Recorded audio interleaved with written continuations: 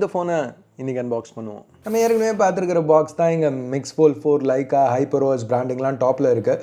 நான் வாங்கியிருக்கிறது 12-56 வேரியண்ட். இதுதான் பேஸ். இங்கே மற்ற logos Dolby vision, Atmos, hi res audio, wireless இதெல்லாம் இருக்குது. மற்ற ரேம் ஸ்டோரேஜ் கான்ஃபிகரேஷன்ஸ் இப்போ ஆன் ஸ்க்ரீன் இருக்கும். பிளாஸ்டிக் ரிமூவ் பண்ணுவோம். ஓப்பன் பண்ண உடனே இந்த கார்டு இருக்குது. அதுக்கு அடுத்து ஷாமியோட 4வது generation foldable Mix Fold 4. Initial impressions phone ரொம்ப ஸ்லீக்காக இருக்குது. நான் வாங்கியிருக்கிறது ஒயிட் வெர்ஷன். ஷாமி இதை பிளாக், ப்ளூ அப்புறம் ஒரு ஸ்பெஷல் ட்ராகன் ஸ்கேல் ஃபைபர் எடிஷனும் ஆஃபர் பண்ணுறாங்க. ஸோ அதில் செராமிக் ஃபைபர் பேக்குக்கு யூஸ் பண்ணுறோன்னு கிளைம் பண்ணுறாங்க. அது எப்படி இருக்குங்கிறது எனக்கு தெரில, நான் இது வரைக்கும் அந்த யூனிட் பார்த்ததில்ல. எனிவேஸ், மற்றபடி பாக்ஸில் ஒரு type A to type C cable இருக்குது ஆரஞ்ச் ஆக்சன்ஸோட. ஒரு 67 வாட் ஹைப்பர் சார்ஜ் அடாப்டர். இன்னொரு பக்கத்தில் இந்த பிளாக் இன்சர்ட், இதில் ரெகுலர் லிட்ரேச்சர், அப்புறம் இந்த கேஸ். ஸோ கேஸ் கொஞ்சம் இன்ட்ரெஸ்டிங்காக இருக்குது. பிளாஸ்டிக் தான், ஆனால் டெக்ஸ்சர் இருக்குது பேக்கில் க்ரிப்புக்கு. போன தடவை இந்த கிக் ஸ்டாண்ட் இங்கே ரிமூவ் பண்ணிட்டாங்க. இப்போ நம்ம ஆனர் மேஜிக் VS3ல பார்த்த மாதிரி இங்கே ஹிஞ்சுக்கு ப்ரொடெக்ஷன் கிடையாது. ஸோ கைஸ், நான் இதை பாயிண்ட் அவுட் தான் பண்ணுறேன், பெரிய குறையாக பார்க்கல. என் பேர் ஆஷ், நீங்கள் பார்த்துட்டு இருக்கிறது C4E Tech தமிழ். கண்டினியூ பண்ணுவோம். இந்த ஃபோனை பிக்கப் பண்ணிங்கன்னா நீங்கள் நோட்டீஸ் பண்ண போகிற முதல் விஷயம் ரொம்ப லைட்டாக இருக்குங்கிறது தான். இதை பாருங்களேன். இதுக்கு மேலே இங்கே நான் சொல்கிறதுக்கு எதுவும் இல்லை. இப்போது வாட்டர் ரெசிஸ்டன்ஸ்க்கு IP-Excite ரேட்டிங் கொடுத்துருக்காங்க ஷாமி. ஸோ அது கண்டிப்பாக இந்த ஃபோனுக்கு ஒரு பாசிட்டிவ். திக்னஸ் வெறும் 4.59 mm ஓப்பனாக இருக்கையில், 9.47 mm ஃபோல்டாக இருக்கையில். ஸோ ரொம்ப ஸ்லிம்மான ஃபோன். ஆனர் மேஜிக் V3 மட்டும்தான் இதோட ஸ்லீக்காக இருக்குது. ஸோ அந்த ஃபோனையும் கூடிய சீக்கிரம் C4E Tech தமிழில் பார்ப்போம். ஸோ இங்கே திக்னஸ் கம்மியாக இருந்தாலும் பேட்டரி கெப்பாசிட்டி 5100 mAh கொடுத்துருக்காங்க. அந்த 67 வாட் சார்ஜர் யூஸ் பண்ணி 0 to 30 10 நிமிஷத்துலையும், ஃபுல் சார்ஜ் 1 மணி நேரத்துக்குள்ளேயும் பண்ண முடியும். ஒயர்லெஸ் சார்ஜிங்க்கும் சப்போர்ட் இருக்குது. 50 வாட்ஸ் வரைக்கும் ப்ரொப்ரைட்டரி. ஸோ இப்போது பில்ட் ஸ்லீக்காக இருக்கிறதுனால கேமரா பம்ப் ரொம்ப நோட்டிசபிளாக இருக்குது. இன்ஃபேக்ட் அதை கவர் பண்ணுறதுக்கு இதை 3 லேயராக பிரிச்சிருக்காங்க. முதல்ல இந்த ஒயிட் ஃபோன் அப்படியே உள்ள கர்வாகிறது, அதுக்கப்புறம் இந்த மெட்டல் ரிங், அது போக மேலே கிளாஸ் டைமண்ட் பேட்டர்ன் இருக்குது. கீழே 4 கேமராஸ் கொடுத்துருக்காங்க. இந்த கேமராஸ்க்கு நம்ம வருவோம். இப்போதைக்கு டிஸ்பிளே பேக் ரெண்டுமே எட்ஜஸில் மட்டும் கர்வ் ஆகல, டாப் அண்ட் பாட்டமில் கூட கர்வ் ஆகுது. கார்னர்ஸும் இந்த தடவை ரவுண்டடாக கொடுத்துருக்காங்க. மெட்டல் ஃப்ரேம் கூட ரவுண்டடாக இருக்குது.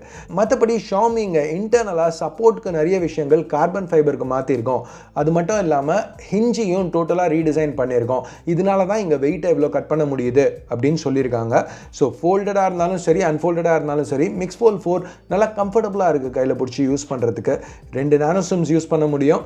ஸ்டெரியோ ஸ்பீக்கர் சப்போர்ட் இருக்குது. இது ஆப்போசிட் சைட்ஸில் இருக்கிறதுனால நீங்கள் ஃபோனை எப்படி பிடிச்சிங்கனாலும் ரெண்டுத்தையும் ஒரே நேரத்தில் கவர் அப் பண்ண முடியாது. பட் அதே சமயத்தில் நீங்கள் கேம் விளையாடையில் ஃபோனை எப்படி பிடிச்சிங்கனாலும் ஒரு ஸ்பீக்கரையாவது கவர் பண்ணாமல் இருக்க முடியாது. ஸோ இந்த டிசைன் சாய்ஸ் பற்றி என்ன நினைக்கிறீங்க கமெண்ட்ஸில் சொல்லுங்கள். சரி, கேமிங் பற்றி பேசையில் யூஷுவலாக கேம் விளையாடுறதுக்கு யாரும் ஃபோல்டபுள்ஸ் வாங்க மாட்டாங்க. ஏன்னா ஃபோன் இவ்வளோ தின்னாக இருக்கையில் தெர்மல் மேனேஜ்மெண்ட் ஃபோல்டபுள்ஸில் என்றைக்குமே ஒரு பிரச்சனை தான்.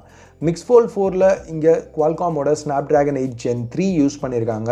பட் அந்த சிப்போட ஃபுல் பர்ஃபார்மன்ஸ் நம்மளுக்கு இங்கே கிடைக்கிறதில்ல. இந்த பெஞ்ச்மார்க் நம்பர்ஸை பாருங்களேன். ஸ்டெபிலிட்டி ஸ்கோர் பற்றி பேசக்கூட முடியாது, ஏன்னா ஸ்ட்ரெஸ் டெஸ்ட் கம்ப்ளீட்டே ஆகல. ஓவர் ரேட்டிங் மெசேஜ் கிராஷ் ஆகிடுச்சு. தியரியை விடுங்களேன், ப்ராக்டிக்கல் யூஸ்னு பார்த்தா ஒரு கேம் விளையாடையில் கூட மற்ற 8 Gen 3 ஃபோன்ஸோட இங்கே அதிகமான ஃப்ரேம் ட்ராப் ஸ்டட்டர்ஸ் நோட்டீஸ் பண்ணுவீங்க.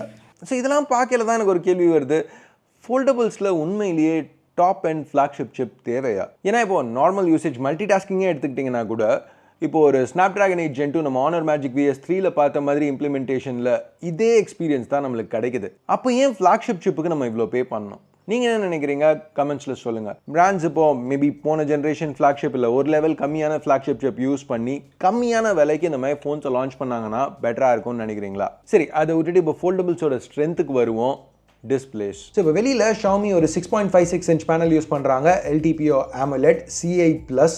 ஆஸ்பெக்ட் ரேஷியோ, ரெசல்யூஷன் எதுவும் மாறல, ஆனாலும் வித் லைட்டாக கம்மியாக இருக்குது. இந்த தடவை டிஸ்பிளே ப்ரொடெக்ஷனுக்கு Victus 2க்கு பதிலாக அவங்களோட சொந்த டிராகன் கிறிஸ்டல் கிளாஸ் யூஸ் பண்ணியிருக்காங்க. இது லாங்ஜிங் கிளாஸ்னு சொல்லுவாங்க.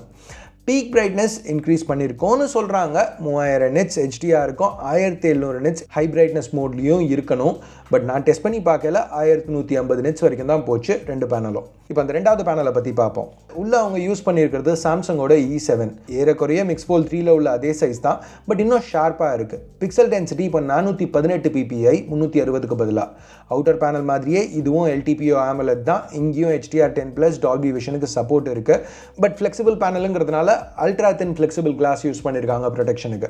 கைஸ், எனக்கு இந்த பார்டர்ஸ் சிமெட்ரிக்காக இருக்கிறது பிடிச்சிருந்துச்சு. க்ரீஸ் ரொம்ப ப்ராமினெண்ட்டாக இல்லை, பட் தொட்டு பார்த்தீங்கன்னா தெரியும், ரிஃப்ளெக்ஷன்ஸ் இருக்கையில் தெரியும். டேரெக்டாக ஹெட் ஆன் பார்க்கையில் பெருசாக நோட்டீஸ் பண்ணுற மாதிரி இல்லை. இப்போ ஷாமியோட ஹைப்பர் ஓஎஸ் மல்டி டாஸ்கிங் ஃப்ரெண்ட்லியாக இருக்குது. 2 apps side by side run பண்ணலாம். அது நீங்கள் டக்குன்னு வேணால் ஃப்ளிப் பண்ணிக்கலாம். இது போக ஃப்ளோட்டிங் ஆப்ஸ் யூஸ் பண்ணலாம். இதெல்லாம் பண்ணையிலையும் ஃபோன் மோர் ஆர் லெஸ் ஸ்மூத்தாக ரெஸ்பான்சிவாக இருந்துச்சு. ஆப்ஸ் டக்குன்னு லான்ச் ஆச்சு. லேக் பெருசாக நோட்டீஸ் பண்ணல. இனிஷியல் இம்ப்ரெஷன்ஸ், யூசர் எக்ஸ்பீரியன்ஸ் நல்லாவே இருந்தது. இப்போ ஒரு கேம் விளையாடிட்டு இருக்கையில் நீங்கள் டக்குன்னு ஸ்க்ரீனை வேணால் ஃபோல்ட் பண்ணிவிட்டு அப்படியே கண்டினியூ பண்ணலாம். இப்போ ஏதாவது ஒரு கேம் ஒழுங்காக ஸ்கேலாக இல்லை, ஆனாலும் நான் அந்த பெரிய ஸ்க்ரீனில் தான் விளையாடுவேன் அப்படின்னு அடம் பிடிச்சிங்கன்னா அதுக்கும் ஆப்ஷன் கொடுத்துருக்காங்க. இன்ஃபேக்ட் எந்த பொசிஷனில் ரன் பண்ணணும், மேலேயா சென்டர்லையா கீழேயா அப்படிங்கிறதுக்கும் இங்கே ஆப்ஷன் கொடுத்துருக்காங்க. இந்த மாதிரி சின்ன சின்ன டச்சஸ் நிறையவே ஹைப்பர் ஓஎஸில் ஷாமி இன்க்ளூட் பண்ணியிருக்காங்க. இப்போ அந்த ஃபிங்கர் பிரிண்ட் ஸ்கேனர் எடுத்துக்கோங்களேன். பவர் கீழே பில்டனாக இருக்குது, ஆக்யூரேட்டாக இருந்தது, ஃபாஸ்ட்டாக இருந்தது. இதை நீங்கள் ப்ரெஸ் பண்ணியும் ஸ்கேன் பண்ணலாம், இல்லை டச்லேயும் ஸ்கேன் பண்ணலாம். இது மட்டும் இல்லாமல் டபுள் டச் பண்ணிங்கன்னா அதுக்கு ஒரு ஆக்ஷன் மேப் பண்ணிக்கலாம். இங்கே நான் ஃப்ளாஷ் லைட் ஆன் ஒரு ஆஃப்க்கு செட் பண்ணி வச்சுருக்கேன். இதே மாதிரி நம்ம ஏற்கனவே பார்த்தது தான், பேக்கில் டபுள் டேப் பண்ணால் அதுக்கு ஆக்ஷன் செட் பண்ணலாம். சில ஏஐ ஃபங்க்ஷனாலிட்டி எடுத்துகிட்டு வந்திருக்காங்க, எரேசர் 2.2. ஸோ இப்போ இந்த பிக்சரில் அந்த வெஹிக்கிளை ரிமூவ் பண்ணணுன்னா டேப் பண்ணி செலக்ட் பண்ணால் போதும். ஃபாஸ்ட்டாக இருக்குது, ப்ளஸ் ஓரளவுக்கு ஆக்யூரேட்டாகவும் இருக்குது. ஏஐ பற்றி பேசையில் 30x மேலே ஜூம் இன் பண்ணிங்கன்னா அந்த பாயிண்டில் ஏஐ ட்ரிகர் ஆகும். ஸோ சில லைன்ஸை ஸ்ட்ரைட்டன் பண்ணுது, கொஞ்சம் ஷார்ப்னஸ் இம்ப்ரூவ் பண்ணுது. இப்போ 30xன்னு வரையில் ஏற்கனவே நம்ம பெருசாக யூஸ் பண்ணுற மாதிரி ஃபோட்டோஸை பற்றி பேசல. இது கொஞ்சம் சீக்கிரம் ட்ரிகர் ஆச்சுன்னா மேபி இன்னும் யூஸ்ஃபுல்லாக இருக்கும்.